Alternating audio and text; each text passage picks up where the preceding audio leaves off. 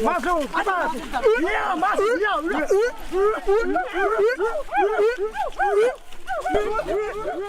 Kayu besi rawa sepanjang 17 meter ini disiapkan untuk membuat salib. Melihat panjangnya, timbul pertanyaan, siapakah yang akan disalib? Siapapun itu, pasti sesuatu yang lebih besar dari mereka. Tapi Frankie Woro, Casimilus Awe, dan warga suku Auyu di Papua Selatan ini tak akan melukai siapapun. Mereka memakai salib ini sebagai tanda perlawanan.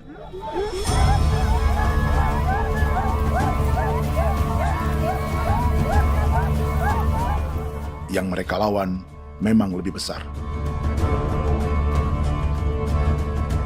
yaitu pemerintah Republik Indonesia.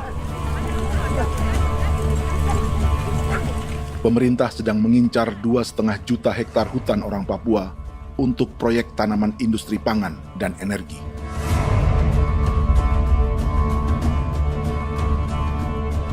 Ratusan kilometer dari salib orang-orang Auyu itu, orang Muyu sedang menyiapkan gerakannya sendiri.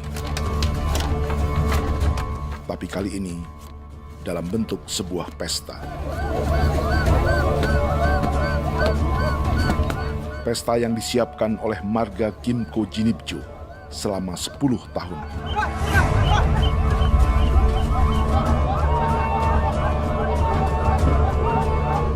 Sosok di marga ini adalah Willem Kimco, orang asli Papua yang tak punya kartu identitas kewarganegaraan manapun.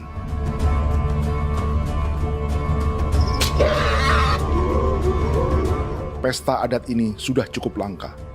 Tak hanya di Papua, bahkan di kawasan Pasifik dan peradaban Melanesia. Awalnya bayarnya kalau pernah. Internet aja kau deklar bipnuka, dan jitana ya kati kau beri barang dipo. Kau memang ambil kau kuning. Ada gagasan dan gerakan sosial di balik pesta orang-orang Muyu ini. Sama dengan gerakan salib merah yang dimulai orang-orang Auyu. Salib ini akan menjadi yang terbesar dari 1.800 salib merah yang telah ditancapkan berbagai suku di Papua Selatan dalam 10 tahun terakhir. Ribuan salib merah yang dipadukan dengan palang adat adalah tanda larangan yang menyatukan unsur-unsur adat dan agama. Kami percaya bahwa kalau memang kami sudah tidak mampu untuk menyelesaikan persoalan ini, dalam hal ini perusahaan tidak bisa masuk, berarti kami minta bantuan kepada nenek moyang dan Tuhan. Atribut perang orang Auyu ini diukir atau dilukis, digambar di batang salib ini dengan tujuan bahwa kami larang dengan sangat keras. Jadi apabila siapapun, baik dari antara kita sendiri yang melanggar batas ataupun pihak lain yang mau mengganggu keselamatan hak tanah adat kami, maka kami siap untuk melakukan ancaman perang. Salib-salib ini tidak ditancapkan di halaman-halaman gereja, melainkan di tanah dan hutan adat, di dusun-dusun sagu, dan di tempat-tempat yang disakralkan. Sebab 1.800 palang adat dan salib ini memang bukan semata tentang agama, tapi untuk mencegah negara dan perusahaan memasuki tanah dan hutan adat mereka. Papua bukan tanah kosong.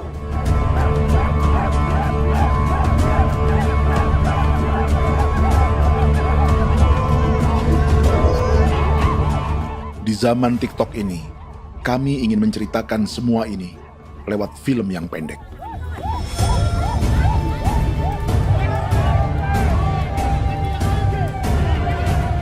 Tapi kami jelas gagal.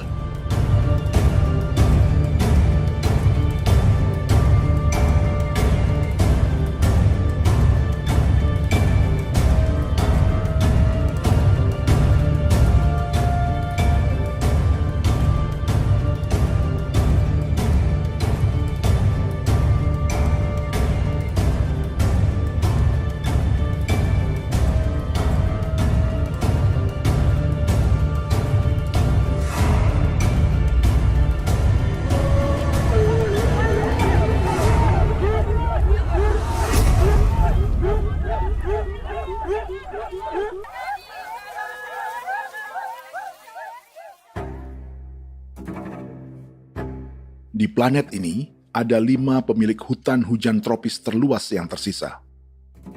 Kongo di Afrika, Brazil, Peru, Bolivia, dan Indonesia.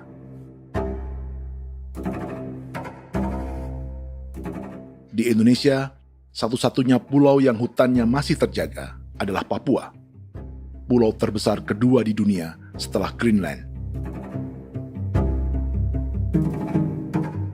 Lewat sejarah kolonialisme yang panjang, pulau ini kini dikuasai 2 negara. Bagian barat oleh Indonesia yang juga dikenal sebagai West Papua, dan bagian timur menjadi Papua Nugini. Dan tepat di perbatasan ini, di bagian Indonesia, sedang terjadi proyek pemusnahan hutan terbesar di dunia.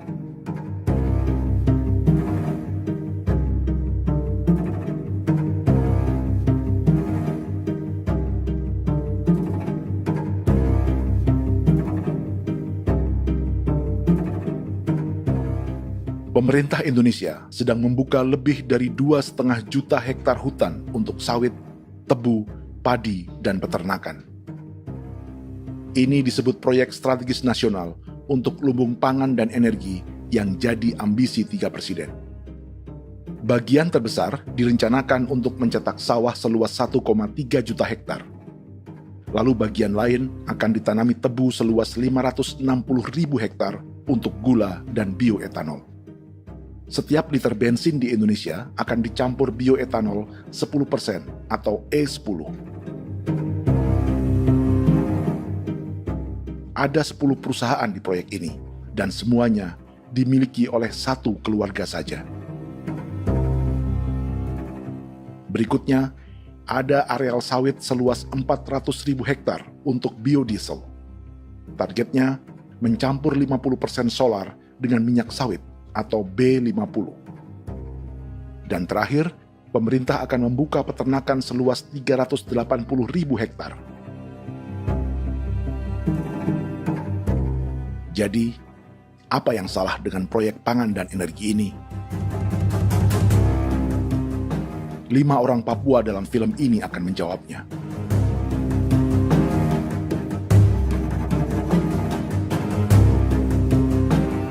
Yang pertama adalah Yasinta Moiwen dari suku Marin.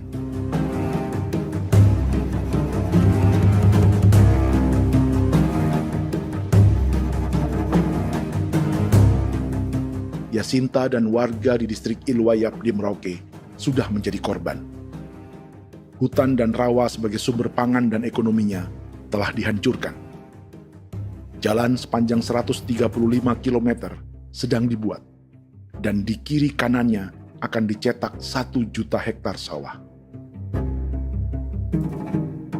Mereka sulit menolak atau melawan. Salib sudah digeser, masih datang lagi dengan senjatanya mereka nih.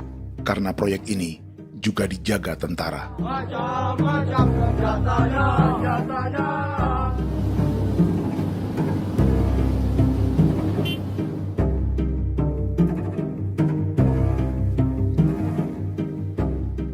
Yang kedua adalah Natalis Buer di distrik Tanah Miring, Merauke. Petani milenial ini merasa ditelantarkan. Sebab setelah hutannya diubah menjadi sawah, sebagian sawah-sawah ini tak tergarap. Orang asli Papua seperti Natalis tak punya modal untuk benih, pupuk, perawatan, hingga ongkos panen.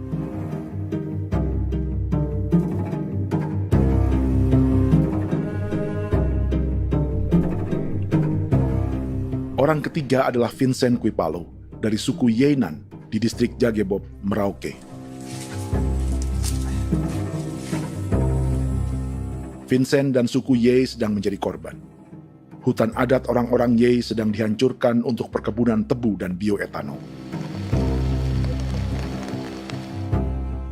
Tanah mereka juga diincar untuk markas-markas militer, pasukan yang akan menjaga proyek pangan dan energi ini.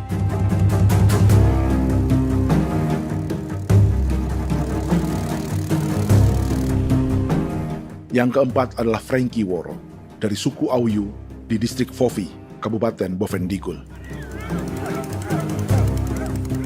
Hutan dan tanah mereka terancam perluasan perkebunan sawit untuk campuran biodiesel atau B50. Orang-orang dari suku Auyu ini adalah calon korban. Merekalah salah satu pelopor gerakan Palang Adat dan Salib Merah. Meski kadang berseberangan dengan gereja yang mereka anggap lebih mendukung pemerintah dan perusahaan. Mereka bahkan sedang merencanakan gerakan yang lebih besar, dengan salib yang lebih besar.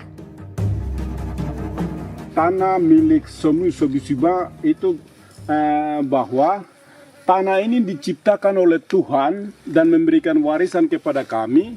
Kami ini hanya hak jaga.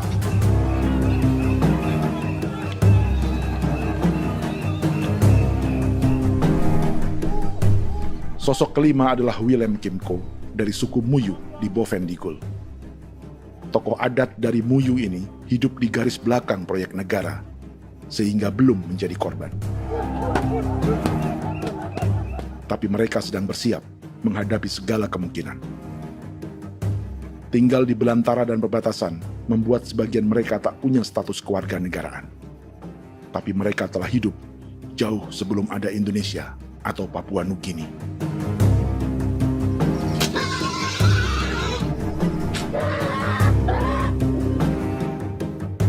Kelimanya mewakili jutaan orang asli Papua yang sedang terancam eksistensinya. Jika kita merasa kepunahan peradaban Neanderthal di Eropa, Aztec dan Inca di Amerika, atau aborigin di Australia adalah sejarah masa lalu, film ini menceritakan bagaimana pemusnahan sebuah bangsa dan kepunahan sebuah peradaban sedang terjadi di masa hidup kita. Kepunahan bukan karena kerusakan lingkungan dan ruang hidup semata, juga karena dihantam 60 tahun operasi militer.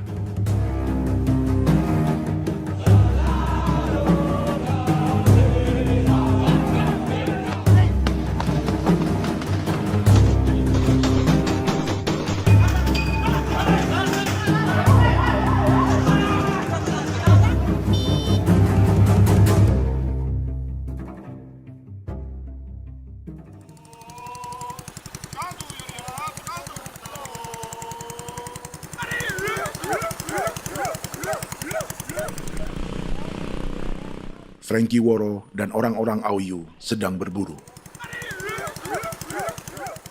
Tapi lokasi perburuan mereka mulai dikuasai perusahaan perkebunan sawit.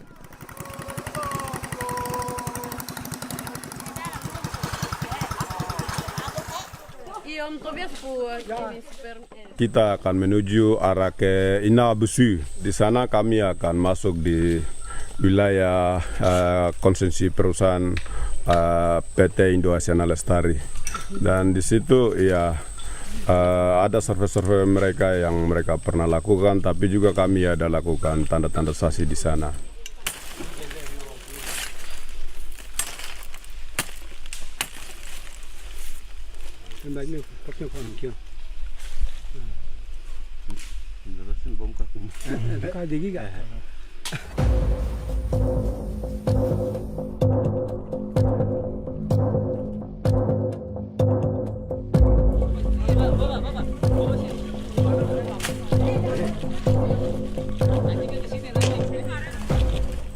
Dapat dengan yang induknya, tapi karena induknya dia lari dan terlambat kerja, akhirnya yang bisa kita dapat dia punya anak ini saja. Kalau pakai bahan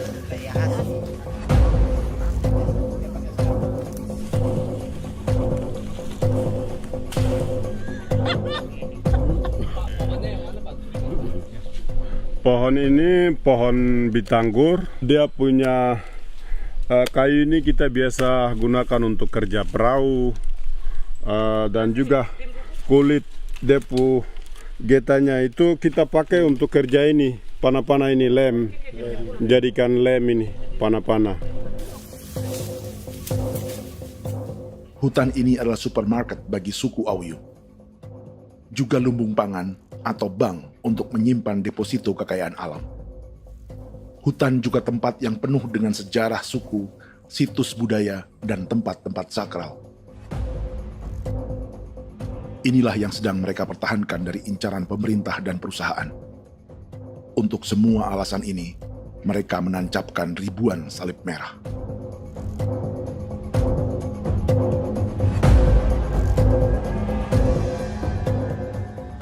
Tapi dari kampung, warga suku Auyu memberi kabar pada Frankie tentang intimidasi oleh aparat negara agar mereka melepas tanah ke perusahaan sawit dan berhenti memasang palang adat dan salib merah. Ada beberapa titik yang saya sudah siap, tetapi di sini emergensi dari saya, terutama di Kampung Sokangon, PT Damai Timber. Dia mengganggu saya dengan menggunakan kekerasan maupun pihak hukum. Dan kemarin saya ada pernyataan penolakan secara resmi, tapi masih tetap dengan menggunakan pihak hukum untuk masuk, untuk harus dituntut saya untuk harus diterima perusahaan itu. Kita di situ ada 15 marga, tetapi 15 marga juga tidak setuju. Marga-marga siapa yang terima dan marga-marga mana saja yang menolak. Nanti kita lihat dari pertimbangan itu, dan di situ dan kita undang mereka untuk bicara dengan kami. Sebagai sosok yang aktif dalam gerakan, warga Auyu terus memberi informasi lapangan kepada Frankie yang tak selalu berada di kampungnya. Izin pernyataan yang mereka paksa saya untuk tanda tangan itu, tapi sementara saya tidak tanda tangan. Data semua ada di tangan saya. Ya. Baik, kalau gitu itu lebih bagus karena tanda tangan itu yang berbahaya. Iya. Tanda tangan itu yang lebih berbahaya karena sekarang ini modern dan canggih, dan itu yang mereka biasa pakai untuk tipu muslihat. Mereka biasa pakai itu di tanda tangan itu. Betul. Dari Bambisa juga di Sofia dia masuk untuk memaksakan kami marga untuk harus menerima perusahaan itu.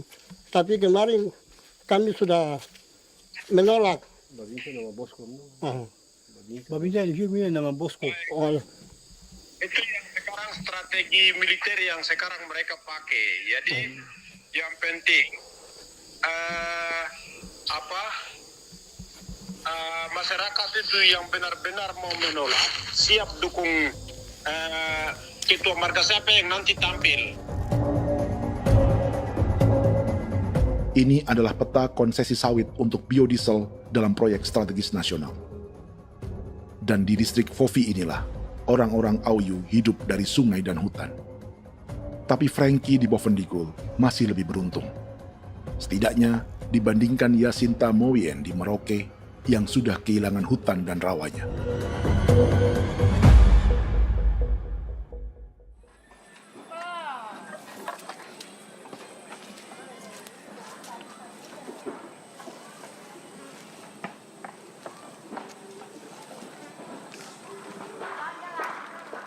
Yasinta dari suku Marin adalah petani sayur di Kampung Wanam, distrik Ilwayap, Merauke. Memanfaatkan lahan yang ada, ia berkebun dan menjual hasilnya ke pasar kampung. Ini ekonomi warga di Wanam untuk menghasilkan uang, lalu memberi barang kebutuhan yang tak bisa mereka produksi sendiri. Tapi kehidupan sebenarnya ditopang oleh ekosistem hutan dan rawa. Inilah sumber pangan utama dan peradaban mereka.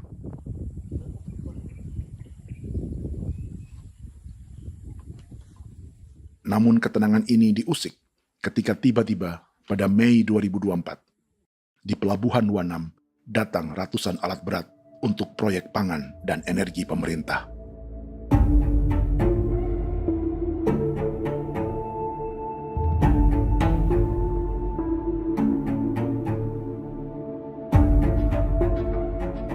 Kami masyarakat setempat kami tidak tahu. Kami kaget pagi-pagi kapal sudah ada di pelabuhan kami.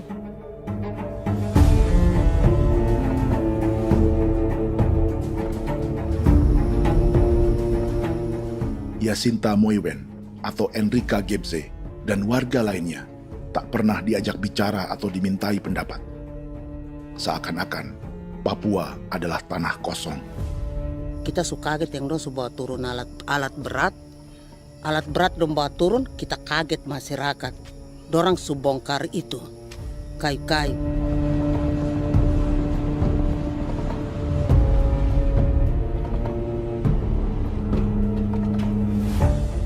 Bersamaan dengan alat-alat berat itu, juga berdatangan tentara Indonesia untuk mengawal proyek pembukaan hutan milik Jacinta.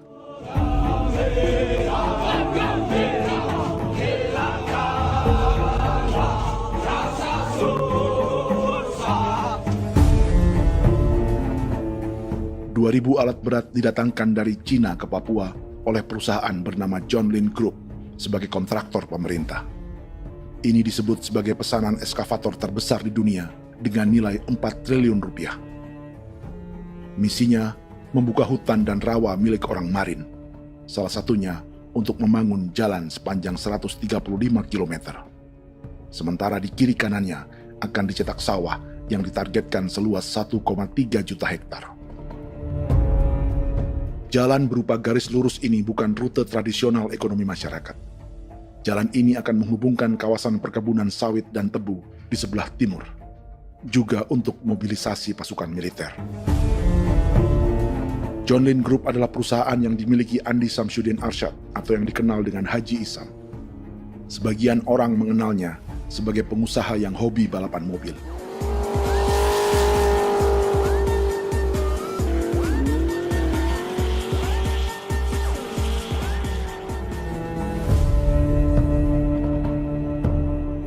Tapi di Kalimantan, ia berbisnis batu bara, perkebunan sawit, pengolahan karet, penerbangan, perkapalan, dan biodiesel. John Lin Group kini juga menjadi pemilik perkebunan tebu dan pabrik gula terbesar di Indonesia. Sayapnya melebar dari Kalimantan hingga ke Bombana, Sulawesi Tenggara. Perkebunan tebu, pabrik gula, dan industri bioetanol inilah yang juga sedang dikembangkan di Papua. Foto ini adalah momen ketika Isam bersama kerabatnya, Menteri Pertanian Amran Sulaiman dan Menteri Pertahanan Syafri Samsudin meluncurkan program biodiesel atau B50 di Kalimantan Selatan. B50 artinya setiap 1 liter solar, 50%-nya akan dicampur minyak sawit. Perusahaannya, PT John Lin Agroraya, menjadi salah satu pemainnya.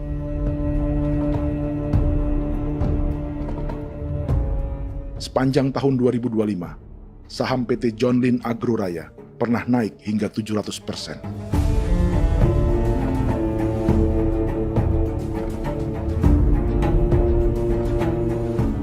Perusahaan sawitnya yang lain, PT Pradiksi Gunatama, sahamnya bahkan pernah naik 4.000% hanya dalam 1 tahun. Dari harga saham ini saja, nilai kekayaan keluarga Isam diperkirakan mencapai 100 triliun rupiah lebih, menjadikannya salah satu keluarga terkaya di Indonesia dan salah satu pemain penting industri bioenergi. Dan di Papua Selatan inilah sebagian sawit-sawit untuk mendukung program B50 akan ditanam. Inilah tanah orang-orang Wambon, Muyu, Marin, Yei, atau Auyu seperti Frankie Ward.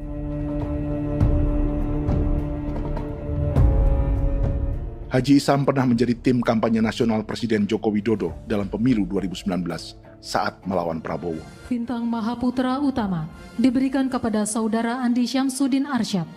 Beliau berjasa luar biasa dalam mendorong pertumbuhan ekonomi daerah maupun nasional. Setelah menjadi presiden, Prabowo memberi gelar kehormatan Bintang Mahaputra Utama pada Isam.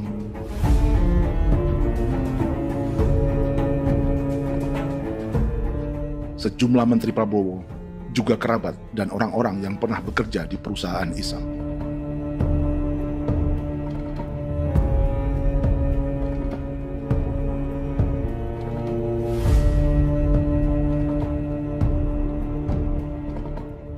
Lawan sebesar inilah yang sedang dihadapi Jacinta di kampung Wanam, Merauke.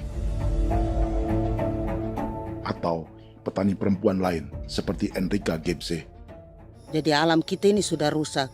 Jadi kita itu biasa jalan dari sini tuh harus pasang jerat di situ, harus cari makan di situ lagi. Itu tempat-tempat itu pasang-pasang jerat, tempat babi, rusa, sekarang sudah tidak ada lagi.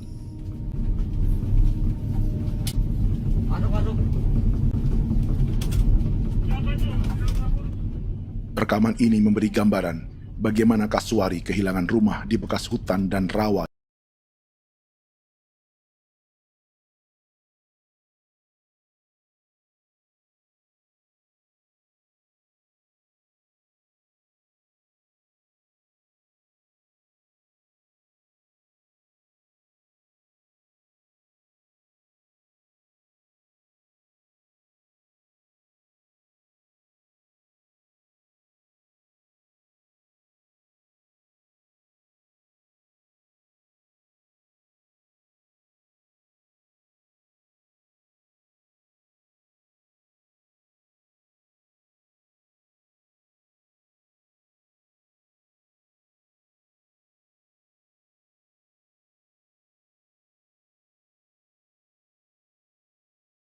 Cadangan pangan nasional. Macam-macam senjatanya, Proyek ini menambah panjang alasan mempertahankan kehadiran tentara di Papua dalam 60 tahun terakhir. Saat ini, jumlah tentara Indonesia di Papua mencapai 56.000 personel. Atau ada 1 tentara untuk setiap 100 orang Papua. Bandingkan dengan rata-rata nasional, di mana hanya ada 1 tentara untuk 696 penduduk Indonesia. Itu belum termasuk polisi. Artinya, 1 orang Papua dijaga lebih banyak senjata dari rata-rata penduduk Indonesia. tanah dan hutan diambil secara sepihak untuk kepentingan pembangunan batalion dan bandar antariksa. Ini bentuk perampasan masyarakat. Penolakan kehadiran markas-markas militer terjadi di sejumlah tempat di Papua. Tak hanya karena trauma dan ketakutan, juga karena mengambil tanah-tanah adat.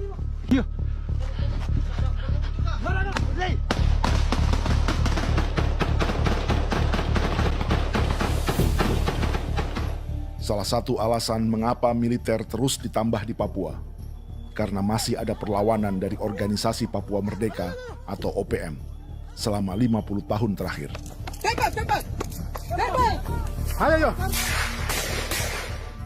Tapi kekuatan militer OPM diperkirakan hanya 1.430 personel dan 360 pucuk senjata. Selebihnya, mereka menggunakan senjata tradisional.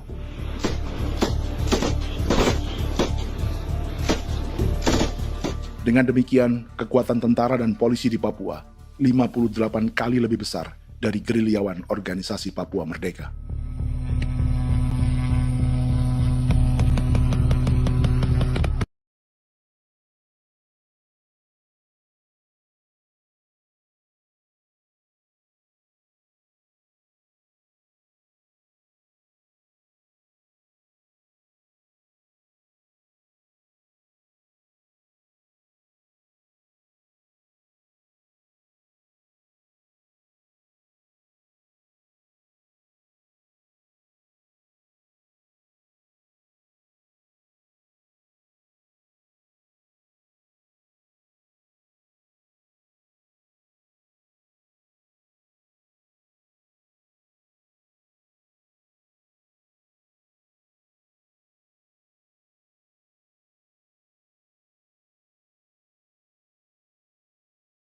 Mengambil hutan milik suku Ye dari marga Kuipalo.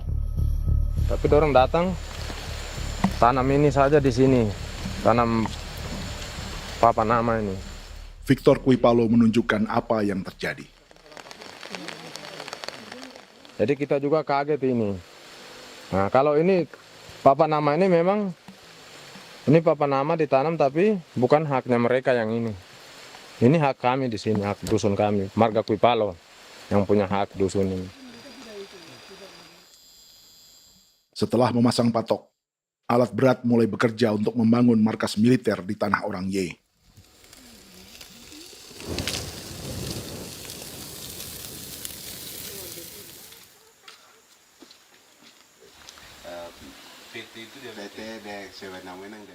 Kehadiran markas militer mengkhawatirkan warga yang pernah mengalami trauma. Takut kenapa?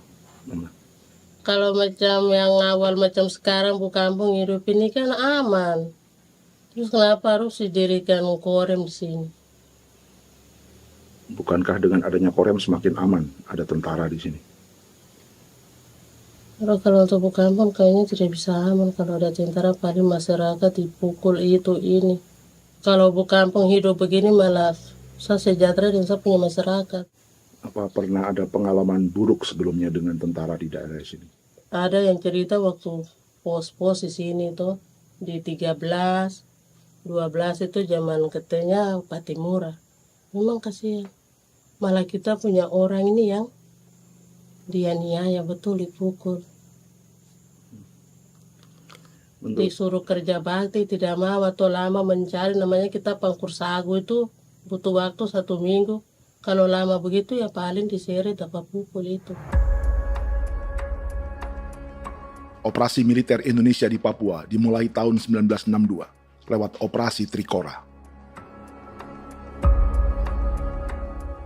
Tapi perlawanan bersenjata pertama di Papua baru dilakukan tahun 1965 di Manokwari. Nanti tanggal 1 Mei jam 12.30 pemerintahan di Irian Barat mutlak akan jatuh di tangan.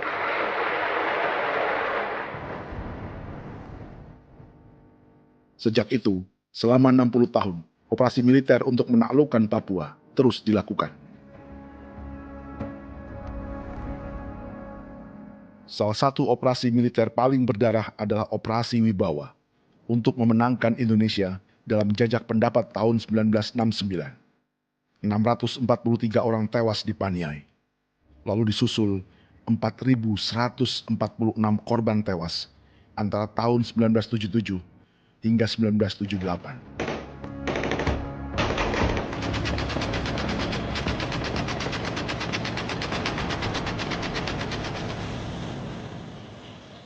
Operasi militer ini menimbulkan gelombang pengungsian hingga kini. Dewan Gereja Papua mencatat 103.000 orang menjadi pengungsi pada tahun 2025 dan nyaris tak diberitakan media-media Jakarta.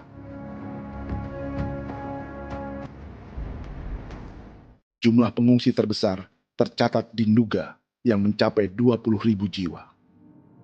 Banyak di antaranya yang sedang hamil, seperti Jubiana, salah satu pengungsi Nduga. Jadi ini tagarik musika gibi muguruk berselari di namen wani gosel bigari me tegirik munene an nimbo misle berselar nene wam dagek lek prak de oi kore bangal no so ndak lok yo nandam yanet ndang no gat de nanen di ko nerwa membri wal marwa tegirik munene wa tri ngel no semana ngal siya kaya berkumpit nyak masalah orena me wogosuluk rina men wani yo semane kuman nak wani wani ndemo golok ndak misalnya me bre golok wanak no semane ne be minit waru da kana abi ni dige war de mino pragit de laina bulan Maret April yana mana kantan barang na lire na bamne. Jubiana lalu menamai anaknya pengungsi Kogoya. Selain Jubiana, juga ada Emma dari Maibrat yang melahirkan di hutan. Sampai di kampung gini, katanya bilang ada tentara yang bangun jembatan. Nah, capek itu juga pun masih tahan. Kembali lagi ke hutan lagi. Itu sampai sejatuh di tengah jalan. Orang sampai terbanting di kayu semuanya. Berasa sakit begitu. Melengkapnya tuh Domika Serli, pengungsi Wako. Masyarakat sipil dari Kampung Aitrem sementara mengungsi karena kampungnya sementara dikuasai oleh TNI Polri. Seratusan ribu pengungsi di Papua saat ini jauh melampaui jumlah yang mengungsi ke Papua Nugini tahun 1984, yaitu 10.000 orang karena menghindari operasi militer.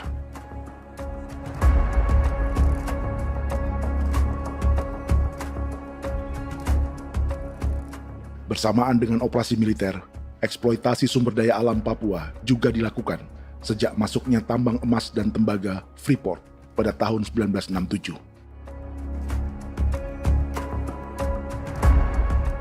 Disusul perkebunan sawit awal tahun 1980-an. Lalu ada perburuan buaya untuk diambil kulitnya. Sebelumnya, ada eksploitasi gas alam di Teluk Bintuni, pencarian besar-besaran kayu gaharu, atau pembukaan hutan tanaman industri. Ini belum termasuk perburuan dan perdagangan ikan arwana di selatan Papua, penebangan kayu merbau dari hutan-hutan Jayapura, emas di Blok Wabu Intan Jaya, bahkan nikel di pulau-pulau kecil Raja Ampat. Dan kini, dalam skala yang belum pernah terjadi dalam sejarah, Papua dipaksa mencetak sawah, tebu untuk bioetanol, dan sawit untuk biodiesel.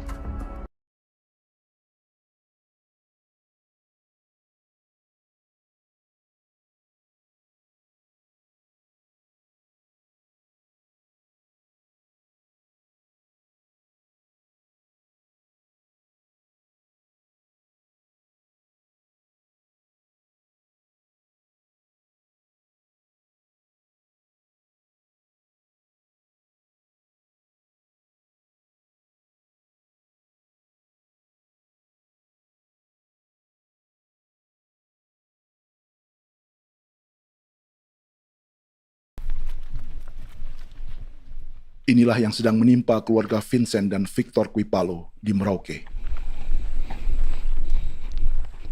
Hutan mereka diambil untuk markas militer dan industri perkebunan, PT Murni Nusantara Mandiri.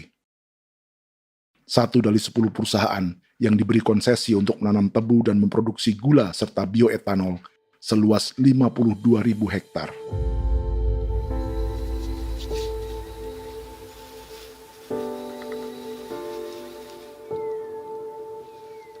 Perusahaan ini dianggap mengambil hutan dan tanah orang-orang Ye, terutama marga Kuipalo, yang memiliki hak adat terhadap 2.300 hektar hutan.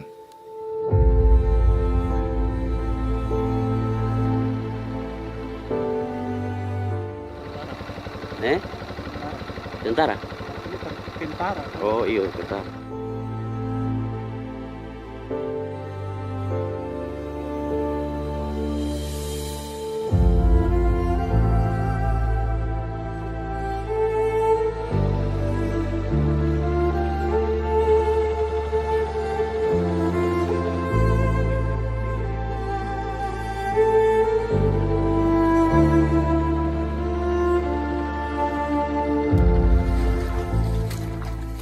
Keluarga Kuipalo sedang melihat apakah perusahaan semakin mengancam tanah mereka. Dan kekhawatiran itu terbukti. Iya, makanya tadi saya bilang ini dari sini saja dekat ini sudah masuk di dalam ujung lapang ini. Ini hutan, yang ini hutan yang orang ada bongkar sekarang ini. Ini sudah punya alat sudah dekat ini. Dekat sekali ini. Ini sini. Nacau, kelapa itu yang jalan lama, jalan setapak ini. Dari udara, terlihat alat-alat berat semakin mendekati tanah orang-orang Ye, marga Kuipalo.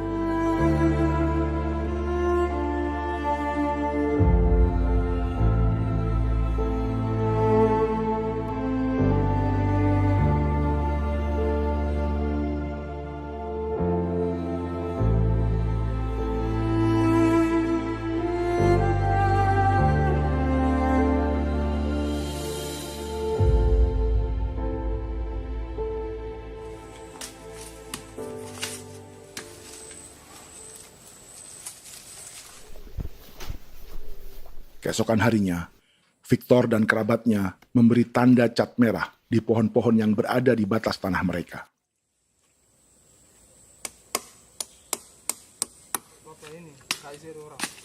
Tapi tanda peringatan adat ini tak diindahkan perusahaan.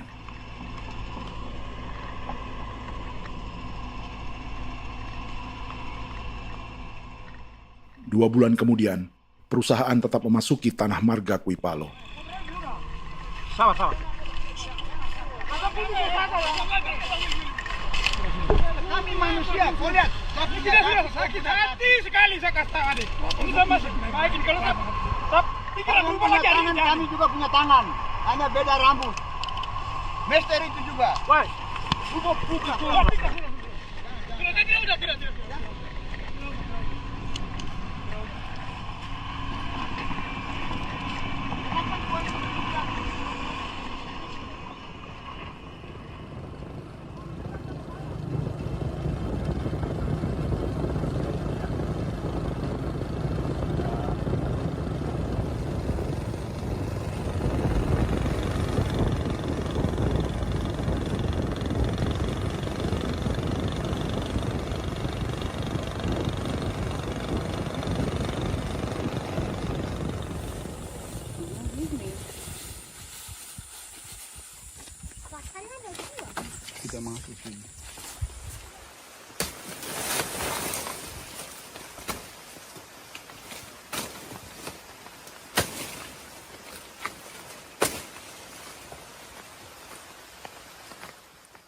Jadi ya untuk itu seperti saya katakan tadi, apakah lebih baik kita tidak usah ada kah atau bagaimana, kita pisahkan, pisahkah dari negara ini kah?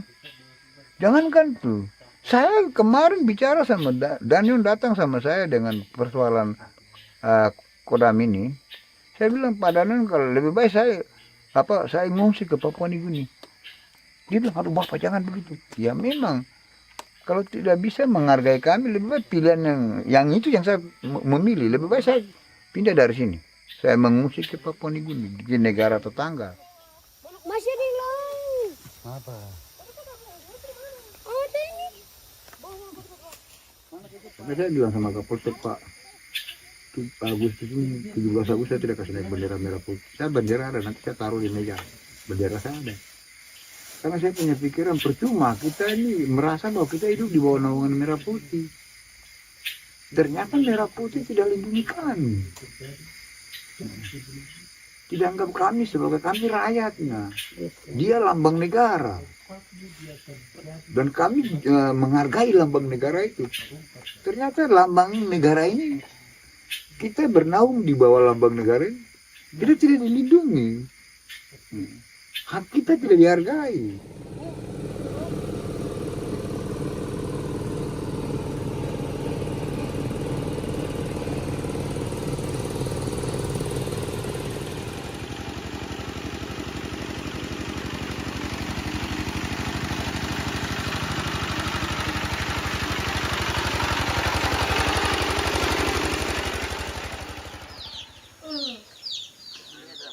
Marga Kuipalo dari suku Ye terus mendapat teror dan intimidasi agar melepas tanah mereka yang hanya dihargai Rp300.000 per hektar. Tapi mereka tidak berjualan tanah. Makanya mama itu tidak suka untuk lepas tanah. Untuk apa? Baru di dalam hutan itu ada obat-obat tradisi. Itu sudah Kalau macam ada sayur juga, kita ambil sayur yang dia tumbuh sendiri. Jadi kita ini mau kemana, kalau itu sudah digusur, ya habis. Kita ini jadi penonton. Jangan sampai kita ini duduk minta di jalan.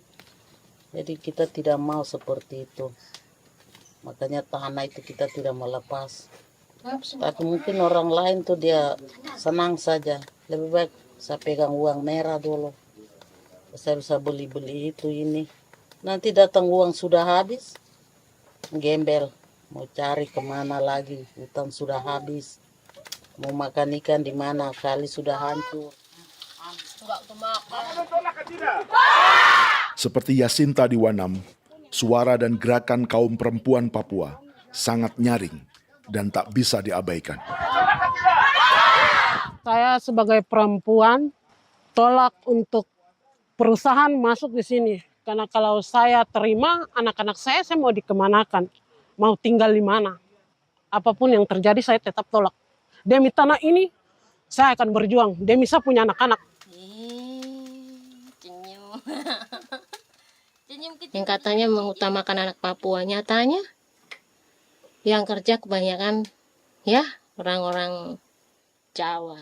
Saya sendiri orang Jawa, tapi bukan mau bicara yang tidak-tidak. Memang kenyataannya seperti orang-orang Papua itu diterbelakangkan, kurang diutamakan, gitu.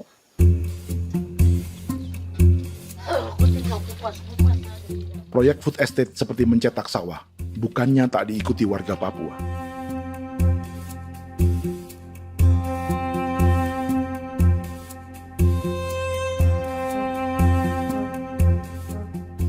Salah satunya Natalis Buer di distrik Tanah Miring, Merauke.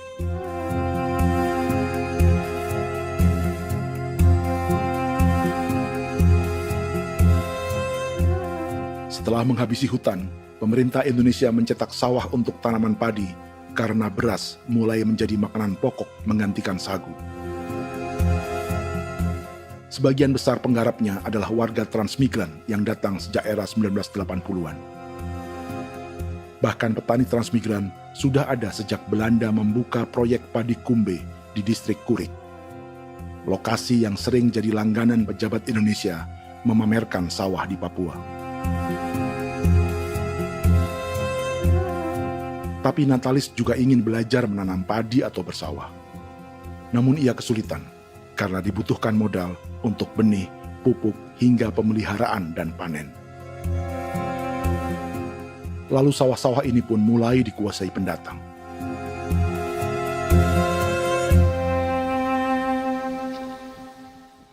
Tapi sejauh ini di kampung kami ini yang saya lihat memang ada kelompok kami punya di sini yang sudah tergabung dalam Gapoktan, kemudian masuk dalam optimalisasi lahan. Tapi menurut saya anak asli yang punya lahan di sini. Mereka tidak punya.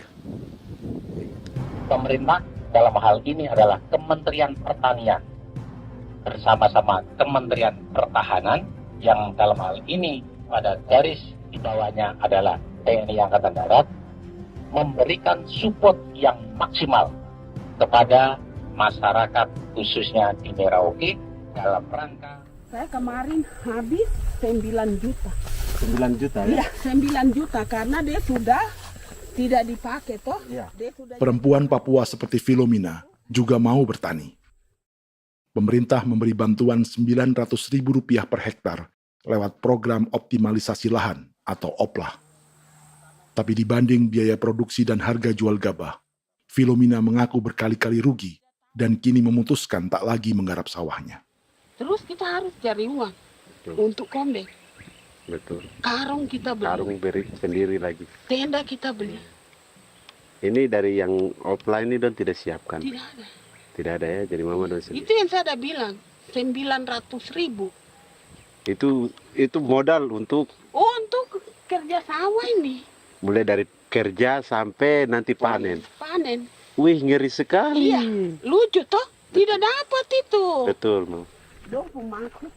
Kalau disuruh tanam ubi berhektar-hektar, mari datang. Kita tahu cara rawatnya bagaimana, tanamnya bagaimana, tanam model bagaimana supaya hasilnya model begitu. Kita tahu. Kalau yang ini kan kita baru belajar. Sebagian hutan milik warga Senayu di Merauke sudah dibuka untuk sawah dan kebun tebu oleh PT Global Papua Abadi. Proyek pertanian ini dikerjakan oleh Kodim Merauke. Mereka melepas sebagian tanah karena ingin belajar bertani. Saya punya nenek moyang tidak ajar saya tanam padi. Tapi saya mau berubah. Generasi saya yang berikut ini besok lusa terus tidak bisa makan pisang, sagu. Namun program optimalisasi lahan yang dijanjikan dengan berbagai bantuan tak dirasakan Filomina. Obat rumput beli, obat padi beli, jonder kita bayar, bahkan bibit masih kurang, cari bibit lagi beli. Jadi saya memang kalau program pemerintah saya sama sekali saya tidak suka, baku tipu saya.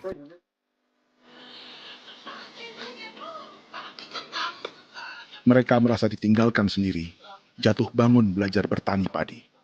Sementara sumber pangan dan air yang semula mudah didapat, kini telah berganti sawah dan kebun tebu. Dulu kita masih bisa jalan, nanti masak di kali, pakai air kali. Minum pakai air kali. Sekarang, kok mau masak? Tidak ada air. Air ada susu, mau minum tidak bisa. Sudah dengan obat. Don semprot tebu itu saja drone. Drone yang semprot. Saya lihat di itu. Jadi kita bukan drone yang terbang di atas untuk disemprot. Dong lempar pupuk di bawah ya dia mengalir ke tali. Mengalir ke tali ke rawa-rawa.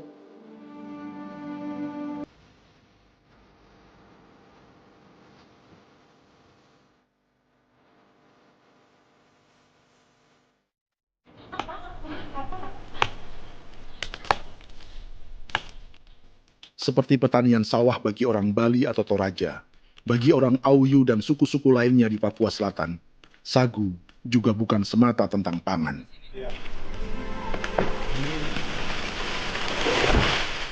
Bagi orang Auyu dan Marin, sagu adalah kerabat, sosok orang tua, sosok nenek moyang yang harus dijaga dan dilindungi. Lagi bikin apa mama ini mama? Pakai toko itu sagu.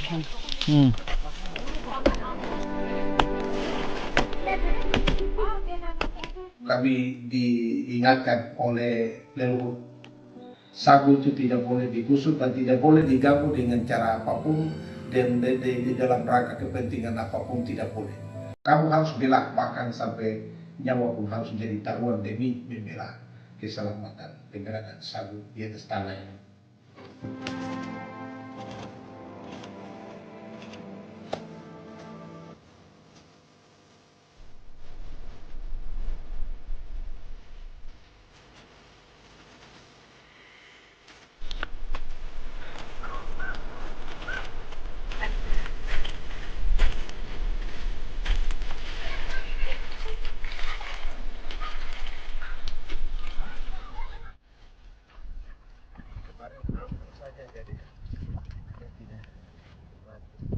Menurut Natalis, pemerintah di Jakarta mendefinisikan lumbung pangan semata urusan beras dan mencetak sawah.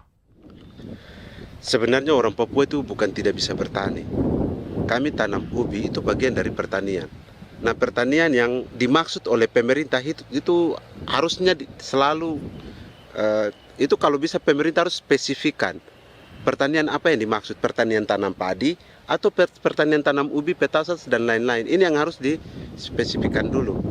Begitu, sehingga tidak menjustifikasi kami orang asli Marin bahwa kami tidak bisa bertani. Bukan. Kami buka kebun besar-besar di sana, bahkan bermeter-meter, ratus-ratus meter pakai sekop, bukan pakai ekskavator, tapi ini pakai skop. Itu pertanian, begitu.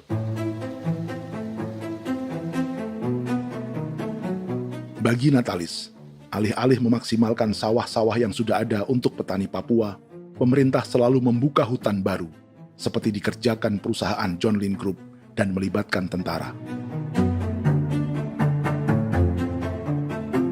Padahal, sejarah keterlibatan militer dalam proyek food estate atau cetak sawah adalah sejarah kegagalan yang bertubi-tubi 4 presiden selama 30 tahun terakhir.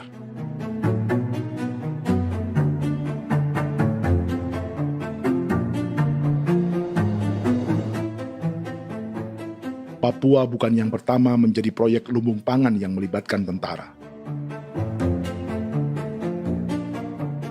Kalimantan telah menjadi korban 30 tahun sebelumnya.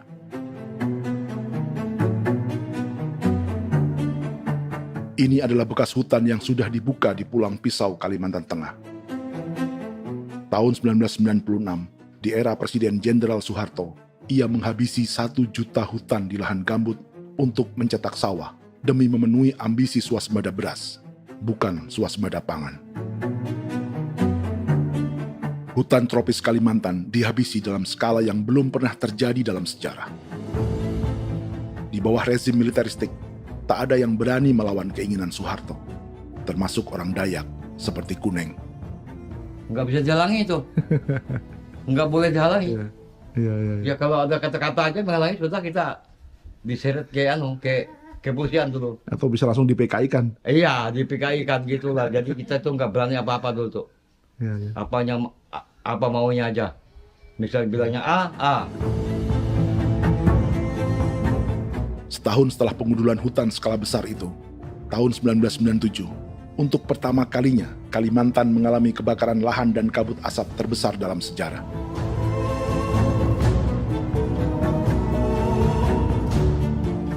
Sebagai ilustrasi, ini kondisi kabut asap tahun 2015.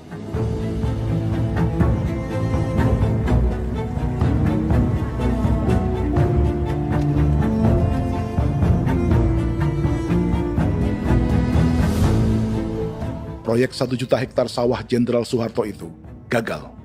Bendungan dan saluran irigasi mangkrak hingga kini. Mei 1998, rezim Soeharto tumbang. 2 tahun setelah ia menumbangkan jutaan hektar pohon di Kalimantan. Setiap tahun, lokasi ini menyumbang kebakaran dan kabut asap yang merugikan jutaan orang. Sawah yang berhasil di Kalimantan justru bukan sawah yang dibangun Jenderal Soeharto, melainkan yang dirintis para transmigran sejak era 1980-an. Sawah-sawah inilah yang ikut digarap oleh militer di era Presiden Joko Widodo. Dan hasil dari proyek food estate Presiden Jokowi itu sama sekali jong nih, nggak ada harapan lagi sudah seperti ini. Tapi Jokowi terus memperluas area food estate hingga 16.000 hektar. Presiden Jokowi juga menyerahkan urusan lumbung pangan ini kepada Prabowo yang saat itu menjadi Menteri Pertahanan. Salah satunya di Kabupaten Gunung Mas, Kalimantan Tengah, untuk membuka perkebunan singkong seluas 31.000 hektar. Food Estate Singkong Jenderal Prabowo ini dimulai dengan membuka 600 hektar hutan di Tawai Baru. Proyek singkong untuk bioetanol ini pun dijaga tentara. Dan seperti Jenderal Soeharto, proyek Jenderal Prabowo ini pun gagal.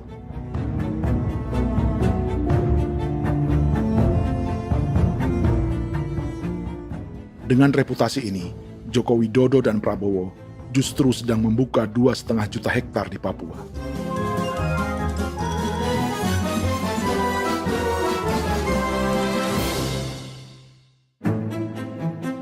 Setelah Jenderal Soeharto, Presiden Jenderal Susilo Bambang Yudhoyono juga mencoba membuka food estate di Papua sejak tahun 2010. Namanya Merauke Integrated Food and Energy Estate atau MIFE.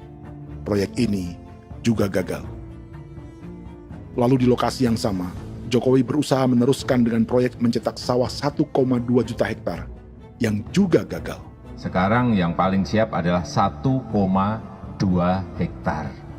Yang 1,2 juta hektar.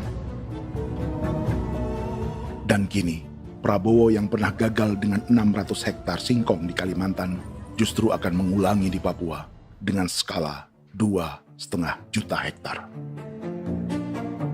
Di daerah Papua pun harus ditanam kelapa sawit supaya bisa menghasilkan juga BBM dari kelapa sawit. Dalam setiap proyek pangan dan energi di Papua, yang lebih menonjol bukan tanaman pangannya, melainkan untuk energi atau bahan bakarnya. Sawit untuk biodiesel dan tebu untuk industri bioetanol. Ada 10 perusahaan yang diberi konsesi hingga 0,5 juta hektar untuk tebu. Dan 10 perusahaan itu dimiliki oleh 1 keluarga saja.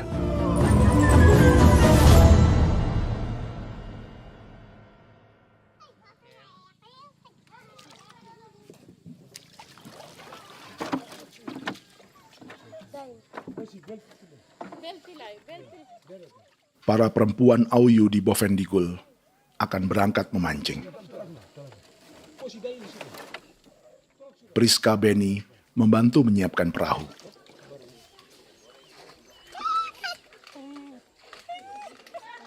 Mereka akan mengumpulkan bahan pangan di hutan untuk persiapan acara penancapan salib merah berikutnya.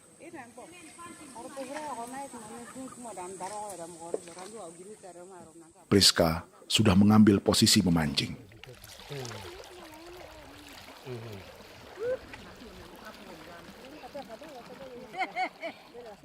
1.800 salib merah telah dipasang di wilayah adat berbagai suku di Papua Selatan untuk menghalau perusahaan sawit dan tebu.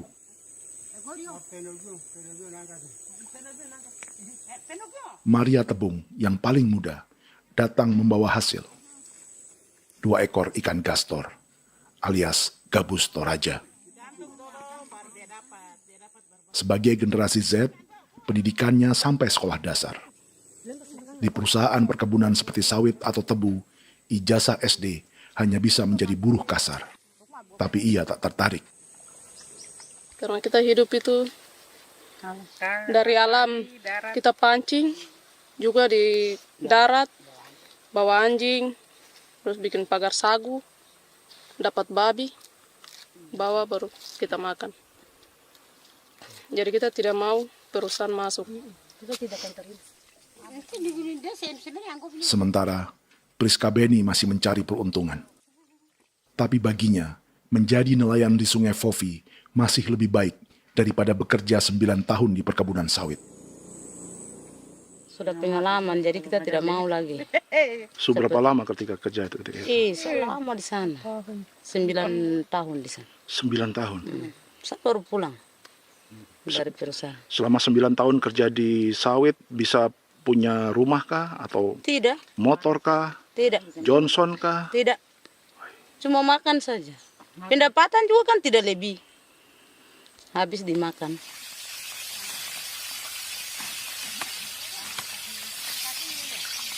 Satu minggu libur berapa hari? Tidak libur. Minggu tetap kerja? Tetap kerja. Tidak bisa ke gereja?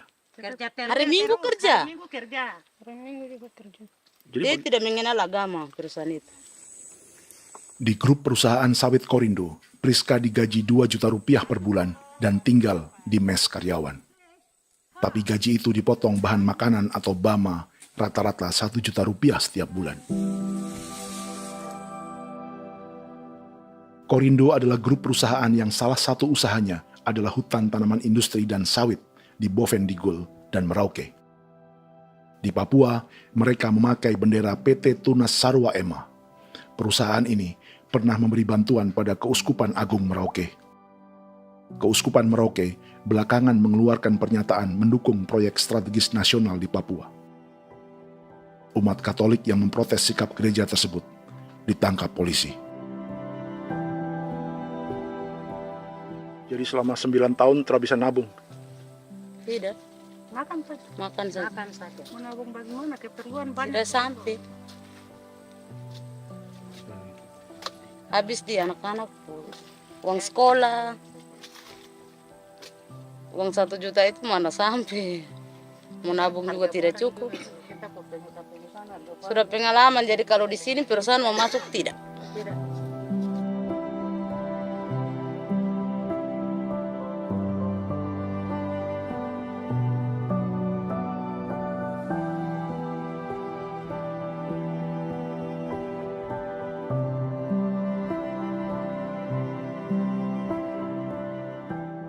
Dan menu makan siang seperti ini agaknya sulit bagi buruh sawit atau tebu yang digaji 2 juta rupiah per bulan.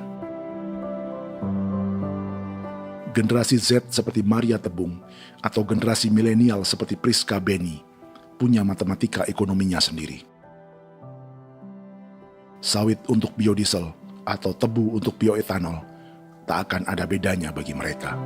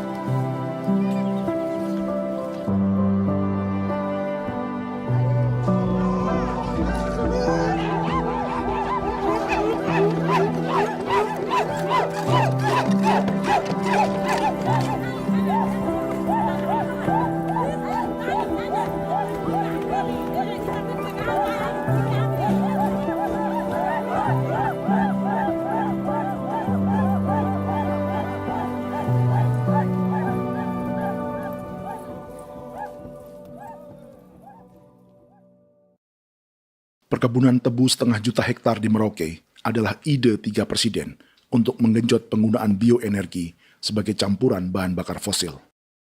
Selain swasembada pangan, swasembada energi di daerah Papua pun harus ditanam kelapa sawit supaya bisa menghasilkan juga BBM dari kelapa sawit. Juga tebu menghasilkan etanol. Singkong, kasava juga untuk menghasilkan etanol. Bioetanol adalah bahan bakar nabati atau tumbuhan yang dapat dicampur dengan bensin. Sama dengan program biodiesel yang mencampur solar dengan minyak sawit. Pertamina saat ini sudah menjual BBM bioetanol dengan campuran 5% yang dipasarkan dengan merek Pertamax Green 95. Tapi pemerintah ingin menaikkan kadarnya menjadi 10% atau E10. Maka ke depan kita akan mendorong untuk ada E10. Kemarin malam sudah kami rapat dengan Bapak Presiden. Bapak Presiden sudah menyetujui untuk direncanakan mandatori 10% etanol. Idenya untuk mengurangi ketergantungan pada bahan bakar fosil yang diimpor dan menimbulkan polusi.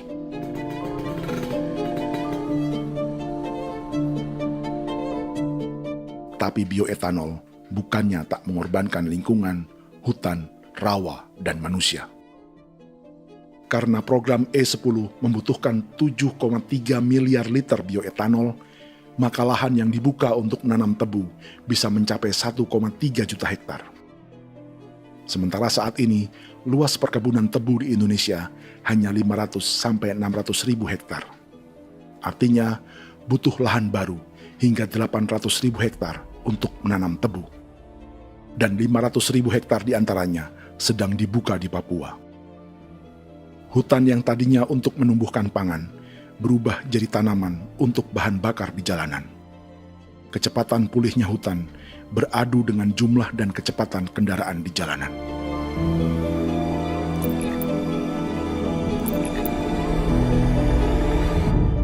Dahaga terhadap energi tak pernah bisa dipuaskan. Setelah minyak sawit untuk biodiesel, dunia kini merambah singkong, jagung, dan tebu untuk bioetanol. Benua Amerika, Eropa, sebagian Afrika, hingga separuh Asia kini mulai memakai bioetanol sebagai campuran bahan bakar.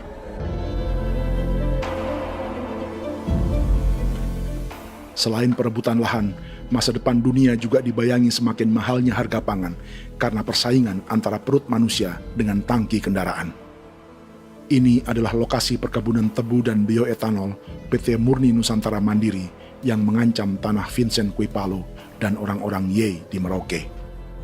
Beberapa kilometer di selatan adalah PT Global Papua Abadi yang mengancam tanah orang-orang Muyu dan Marin. Dua perusahaan ini adalah bagian dari 10 perusahaan yang mendapat konsesi lahan untuk tebu dan bioetanol di Merauke. Batas konsesi mereka bahkan sama dengan batas negara Indonesia dengan Papua Nugini. Salah satu ciri bahwa peta konsesi ini dibuat di Jakarta dari atas meja. Sama seperti kolonial Inggris dan Belanda ketika mereka membagi Pulau Papua dengan garis lurus pada abad 19. Seakan Papua adalah tanah kosong. Bedanya, meski peta konsesi ini mengatur batas 10 perusahaan, tapi perusahaan-perusahaan ini sebenarnya dimiliki oleh satu keluarga saja. Ini nama 9 dari 10 perusahaan tebu dan bioetanol di Merauke, Papua. 99% saham mereka dimiliki sebuah perusahaan bernama PT Merauke Nusantara Manis. Sementara 1% sisanya dimiliki PT Merauke Gula Mandiri. Tapi saham kedua perusahaan ini dimiliki PT Merauke Sugar Group. Dan perusahaan ini, 90% sahamnya dimiliki pengusaha bernama Angelia Bonaventure Sudirman, serta perusahaan bernama Zico Trust dan Resource Harvest. Lalu 10% lainnya dikuasai PT Papua Energi Abadi, yang pemiliknya adalah Dudi Christian dan Angel Madeline. Sekarang, mari kita lihat siapa mereka. Angelia Sudirman adalah keponakan dari salah satu konglomerat sawit Indonesia, Martias Fangiono. 9 perusahaan di Papua ini berada di bawah bendera Merauke Sugar Group. Dan Merauke Sugar Group hanya satu dari 7 grup perusahaan milik keluarga Fangiono.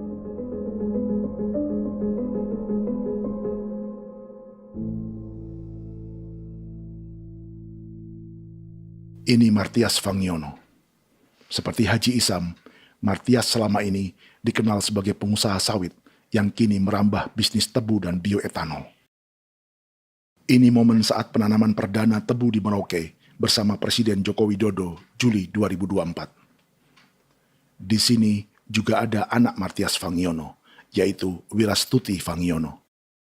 Wirastuti adalah salah satu yang menonjol dari keluarga Fangiono. Tahun 2025, Forbes mencatatnya sebagai konglomerat termuda dengan kekayaan 23 triliun rupiah yang mengendalikan 2 grup usaha, FAP Agri dan Surya Dumai Industri. Keduanya adalah perusahaan sawit dan biodiesel. Anak dan bapak ini adalah investor utama bagi Jokowi dan Prabowo untuk proyek tebu dan bioetanol di Papua. Sementara yang ini adalah Martua Sitorus, pemilik raksasa agribisnis dunia, Wilmar International, yang juga memegang konsesi sawit di Papua lewat berbagai perusahaan. Tapi Martua kini memakai bendera baru, yaitu KPN Corporation atau Karunia Prima Nastari. KPN inilah yang memiliki kelindan bisnis dengan keluarga Fangiono untuk proyek tebu Merauke. Apalagi grup Wilmar yang didirikannya juga pemain gula utama di Australia. Tahun 2010, Wilmar membeli 100% saham perusahaan gula terbesar Australia, Sucrogin. Akuisisi senilai 1,5 miliar dolar Amerika ini langsung menjadikan Wilmar pemain tebu terbesar kelima dunia. Sebagian bibit tebu yang ditanam di Merauke adalah varietas yang dikembangkan Lembaga Riset Gula Australia atau Sugar Research Australia. Sugar Research Australia lalu menjalin kontrak pengembangan bibit dengan PT Global Papua Abadi milik Fangiono. Tapi masalahnya, Sugar Research Australia adalah badan publik yang tugasnya memajukan petani tebu dan sebagian dananya berasal dari pajak warga Australia. Itu artinya, warga Australia membiayai pengembangan bibit tebu untuk investor dan pemerintah Indonesia. Dokumen ini menunjukkan bahwa lembaga yang dibiayai warga Australia itu pernah memiliki kontrak penyediaan bibit dengan PT Global Papua Abadi milik keluarga Fangiono. Kontrak itu baru berakhir pada November 2024. Artinya, saat Presiden Jokowi dan keluarga Fangiono menanam bibit tebu pada Juli 2024 ini, kontrak itu masih berlaku.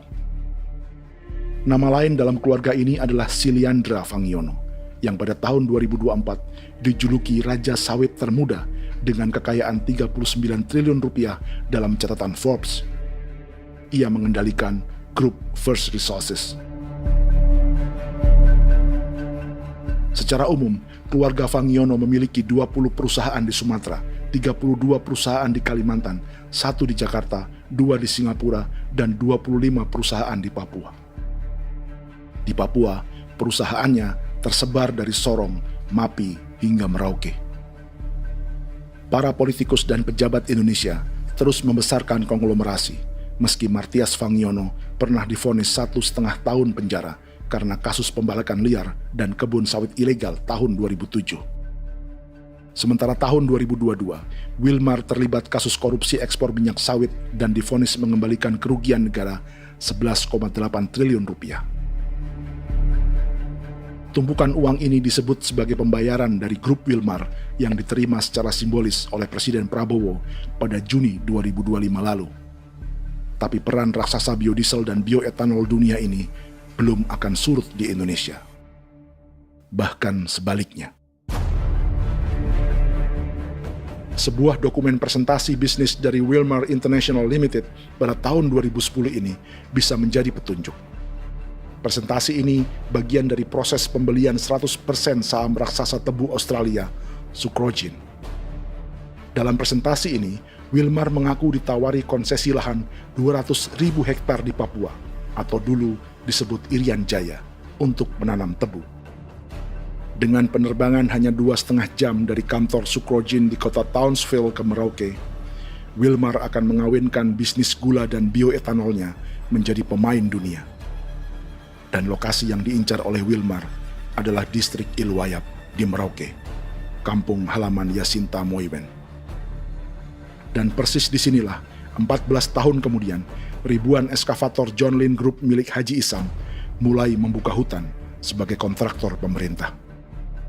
Presentasi dan gagasan ini dibuat oleh Wilmar pada Juli tahun 2010.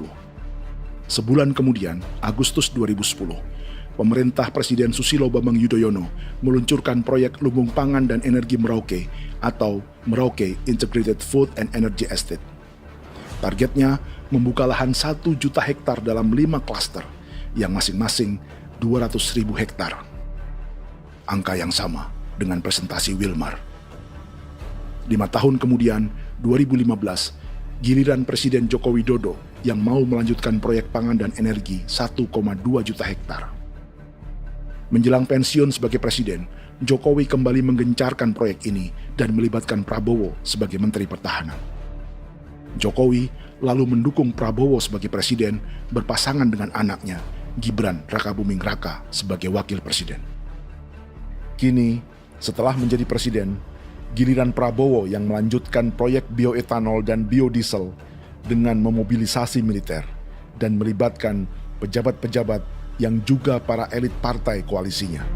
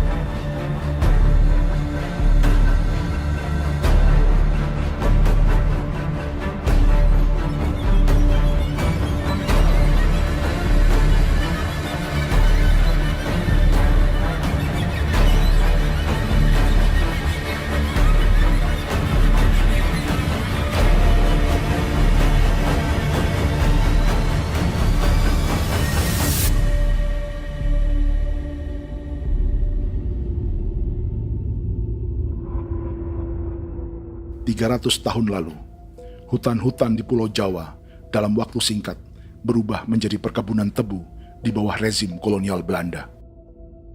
Orang Jawa menjadi buruh dan petaninya dipaksa menanam tebu. Dari kolonialisme dan politik tanam paksa itu, Belanda memperkaya negara dan para investornya. Tak puas membuka hutan untuk perkebunan di Jawa dan Sumatera, kolonial Belanda menanam tebu hingga di Suriname dan mengerahkan ribuan orang Jawa sebagai buruh pada tahun 1890. Inggris yang sudah menguasai negara seluas India dan Papua Nugini pun masih menanam tebu jauh di tengah Samudra Pasifik, di tanah orang-orang Fiji. Lalu memindahkan puluhan ribu orang India menjadi buruh di sana. 200 tahun sebelumnya, ratusan ribu orang Afrika bahkan diperbudak untuk bekerja di perkebunan-perkebunan tebu Spanyol dari selatan Eropa hingga Karibia, Kuba, atau Jamaika. Jika dulu tebu menjadi gula atau emas putih, kini cerita kolonialisme tebu berlanjut di Papua untuk bahan bakar nabati atau bioetanol. Dan seperti semua cerita tentang kolonialisme, akan ada yang berpesta dan ada yang membayar. Dalam setiap cerita pesta kolonialisme, baik di Jawa, Karibia, atau di Papua, selalu melibatkan para elit lokal, dari pejabat, perwira, hingga agamawan. Tapi dalam setiap kolonialisme, juga selalu ada cerita tentang mereka yang mempertahankan diri dan melawan.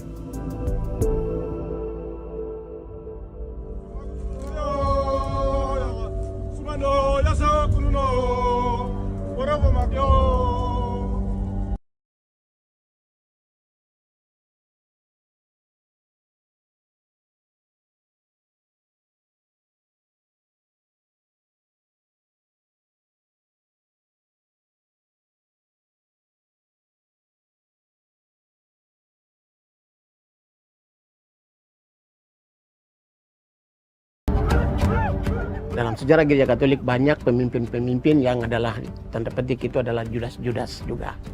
Jadi itu sudah pasti karena itu adalah manusia. Satu sisi sebagai manusia dalam perjalanan digoda, apalagi ada dalam posisi-posisi jabatan ya mungkin banyak tawaran-tawaran lain, lalu disitulah terjadi pergeseran keberpihakannya kepada misi gereja tadi itu untuk umat, untuk mereka yang tertindas. Orang kirim eksavator, orang kirim tentara, orang kirim polisi. Pukul kami bukan pencuri, kami tidak pernah mencuri orang barang. Kami tidak pernah menangis ke orang lain. Kami tidak pernah menangis ke kita bapak mama, kami menangis kepadamu. Tuhan kami lemah. Musi datang dia kata ini hijau cikui ya. Orang datang ke bangsa kami, ke wilayah kami untuk kasih habis kami.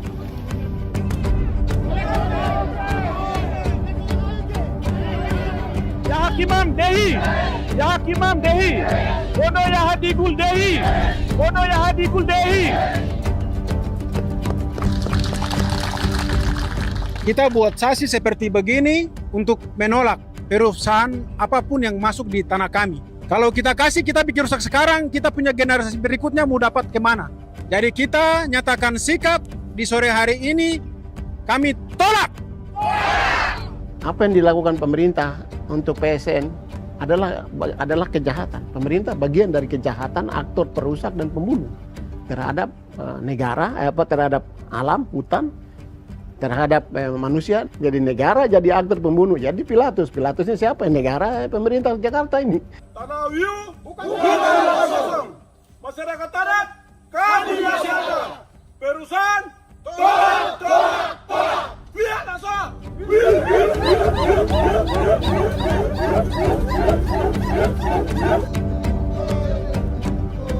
Jika tanah adat dan hutan adat hilang, kami mau hidup di mana?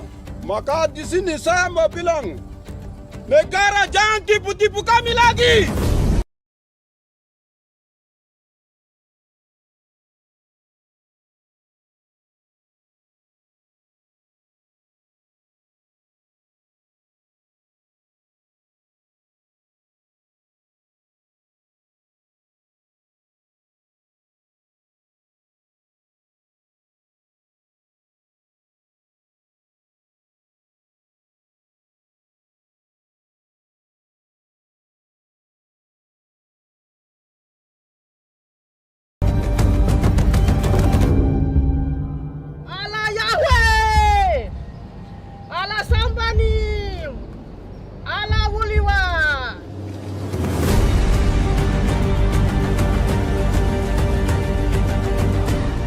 Kalau kami dianggap orang Papua itu bagian daripada Republik ini, tolong hargai kami. Dengan adanya PSN, PT John Lindrop yang sudah menerobos tanah kami dan hutan kami, merusak alam kami. Itu yang kami datang ke Jakarta jauh-jauh dari Papua.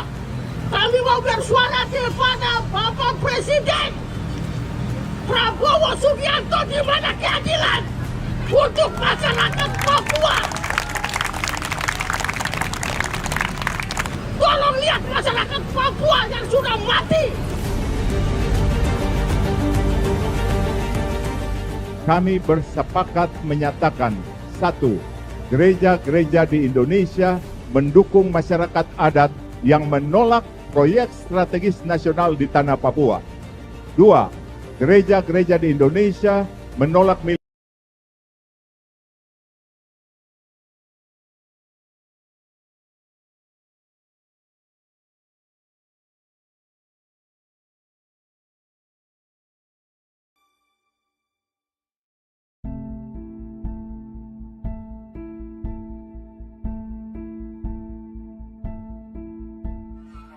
Kita sering merasa banyak hal buruk sudah jadi cerita sejarah. Dan kita sekarang hidup lebih baik, lebih beradab, atau mustahil melakukan kejahatan seperti di masa lalu. Kita tidak lagi menghukum mati orang dengan memenggal kepalanya. Kita menembaknya atau menyuntik racun agar tertidur dan mati. Tapi ada hal-hal yang tak berubah. Salah satu pembantaian yang kuat di ingatan kita adalah kejahatan Nazi atau genosida di Rwanda. Padahal pembantaian juga sedang terjadi di masa kita, seperti di Gaza, Palestina. Penghancuran sebuah peradaban seperti Indian di Amerika atau aborigin di Australia juga kita anggap masa lalu. Sekarang kita merasa lebih baik dan lebih toleran. Padahal proses penghancuran bahkan pemusnahan yang sama sedang terjadi terhadap bangsa Melanesia di Papua. Begitu juga dengan praktik kolonialisme. Kita merasa penjajahan seperti dilakukan Portugis, Inggris, atau Belanda sudah menjadi sejarah. Dan Indonesia tidak mungkin menjajah. Padahal itulah yang sedang terjadi dan dirasakan di Papua.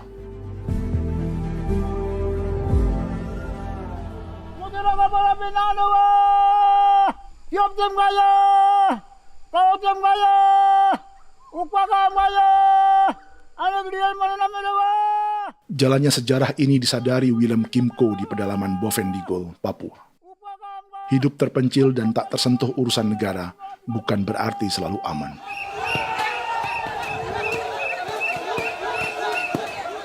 Untuk sampai di tempat ini, orang-orang Muyu menempuh 2 hari berjalan kaki mengarungi hutan, lembah, dan sungai. Termasuk mereka yang datang dari perbatasan Papua Nugini. Mereka berkumpul untuk memenuhi undangan pesta adat yang disebut Awon Atat Bon atau Pesta Babi. Yang mengundang adalah marga Kimco Jinipjo.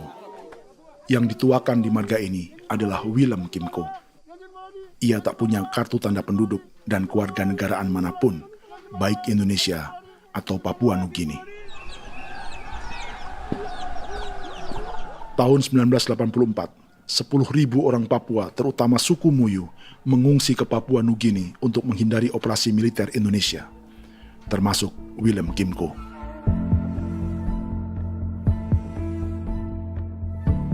Apa yang membuat pesta adat ini istimewa? Apa bedanya dengan acara serupa yang dihadiri pejabat, tokoh agama, LSM, atau yang direkam oleh kru televisi dan konten kreator? 18.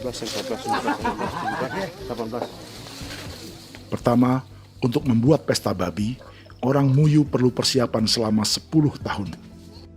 Sebab, babi-babi yang akan jadi bagian dari pesta ini tak boleh dibeli, alias harus dipelihara sendiri. Babi-babi ini bukan bantuan pejabat pemerintah, gereja, atau LSM.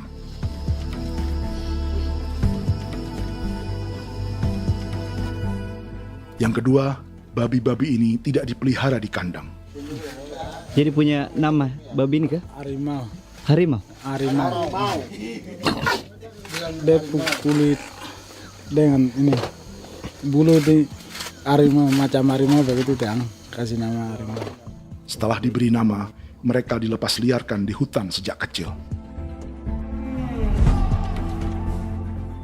10 tahun kemudian, jika tiba saatnya pesta, para pemburu akan mencari mereka di dalam 479 hektar hutan milik marga Kimco.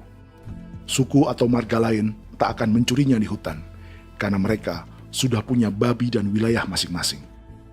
Itu artinya mereka harus tetap menjaga dan mempertahankan hutannya agar babi-babi bisa hidup. Demikian juga dengan lahan pangan mereka, yang menumbuhkan sagu, keladi, atau aneka sayuran.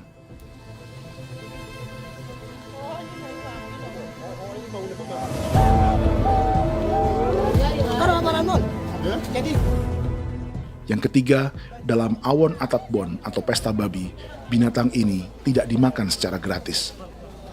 Setiap marga atau klan dalam suku Muyu akan membayar jerih payah tuan rumah menjaga hutan dan memelihara babi.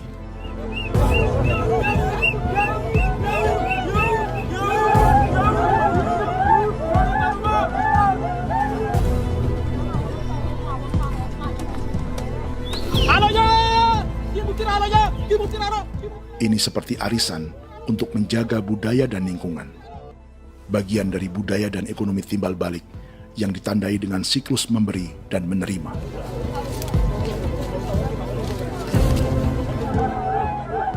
Ini juga cara orang Muyu membangun dan memperluas aliansi. Awon bet begul bet, ulan yau kandoet, asat bet anani, asat bet yang liganani, oh ado amten anani, menini tu na jaga, kepo kemo ko di mana, kepo kemo mayat ni, kep tetek mo yang ko, kep kanin bet vini ke iftore ven, ne ven ne tu na jaga dek me, oke, kep ko nanti ko tahu kemo, kepo kep pasar ko tu orang ni, kene man gini wani manjo, koko kati bolon jaben ko, koko kuning bolon jaben. Jika Willem Kimco dan marganya bisa menjaga hutan dan wilayahnya, marga lain ikut diuntungkan sebagai sebuah ekosistem. Demikian juga sebaliknya. Alasan keempat, mengapa pesta babi ini memiliki tempat khusus dalam peradaban orang Muyu, karena Willem Kim Ko khawatir peradaban mereka akan punah, menyusul ancaman terhadap ekosistem dan hutan. Setiap marga atau klan harus mengkonsolidasi diri dan membangun aliansi.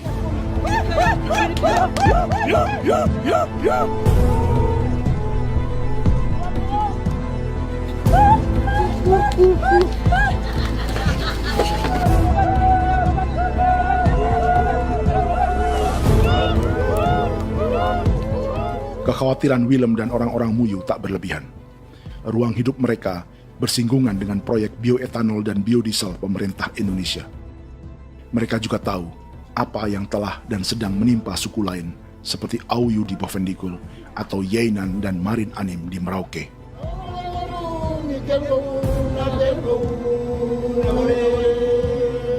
Jika suku-suku lain menggunakan palang adat dan salib merah sebagai gerakan perlawanan, orang-orang Muyu memakai pesta babi untuk mempersiapkan diri dan konsolidasi. Sebab, berbeda dengan saat mengungsi tahun 1984, kali ini yang datang ke tanah orang-orang Muyu tak hanya tentara, juga alat-alat berat bersama para pebisnis pangan dan energi. Awan